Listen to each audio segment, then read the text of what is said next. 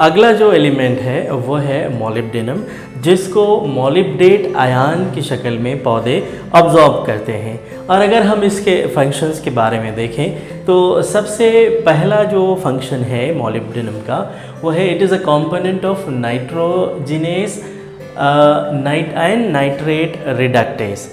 तो ये जो नाइट्रोजिनेस और नाइट्रेट रिडक्टेस एंजाइम्स है, ये नाइट्रोजन फिक्सेशन का जो प्रोसेस है उसके रिएक्शंस में मदद देते हैं।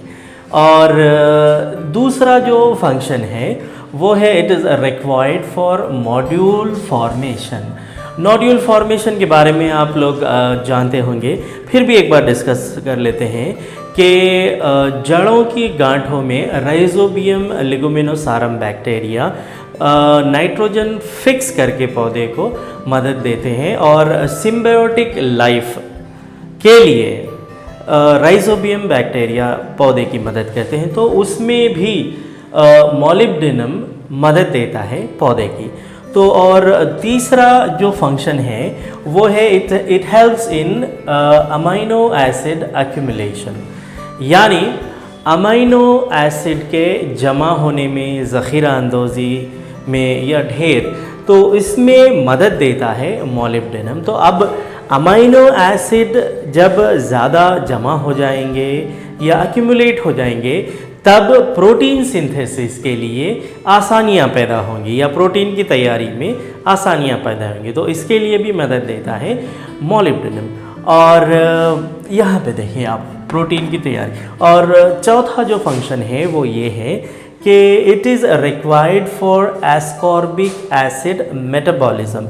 एस्कॉर्बिक एसिड क्या है? विटामिन सी या विटामिन सी के मेटाबॉलिज्म में, के तहवीली अफ़आल में मोलिब्डेनम पौधे की मदद करता है। और उसके साथ अगला जो फंक्शन है मोलिब्डेनम का वो है इट प्रोटेक्ट्स क्लोरोप्लास्ट, यानी क्लोरोप्लास्ट का जो स्ट्रक्चर या साख्त होती है उस साख्त को एक शक्ल को बरकरार रखने में, साख्त को बरकरार रखने में मोलिब्डेनम एक अहम रोल अदा करता है। इसलिए कहा गया है कि ये क्लोरोप्लास्ट की हिफाजत करता है। और आइए इसके जो डिफिशियंसी सिम्टम्स के बारे में बात करते हैं। क्या चीज़ें हैं जो मोलिब्डेनम की डिफिशियंसी या कमी की वजह से पौधे में हमको नज़र आती है? नंबर 1 है yellow spot of citrus fruits. तो सिट्रस के जो फ्रूट होता है या जो फल होता है उस पर येलो या जर्द स्पॉट्स आ जाते हैं। तो ये स्पॉट्स की वजह से फ्रूट की साख्त थोड़ी सी अजीब सी नज़र आती है। और दूसरा है डाई बैक ऑफ शूट। जैसे कि आपने देखा होगा, डाई बैक यानी कि पौधा या दरख्त या कोई भी पौधा लंबा या अपनी साख्त में तो खड़ा रहेगा, लेकिन उसकी जो शूट्स हैं या शाखें हैं पत्तों समेत झड़ जाती हैं। तो यानी कि जैसे कि विचेस ब्रूम की तरह नज़र आती है कि बिल्कुल एक खाली खाली सा पौधा हो जाता है।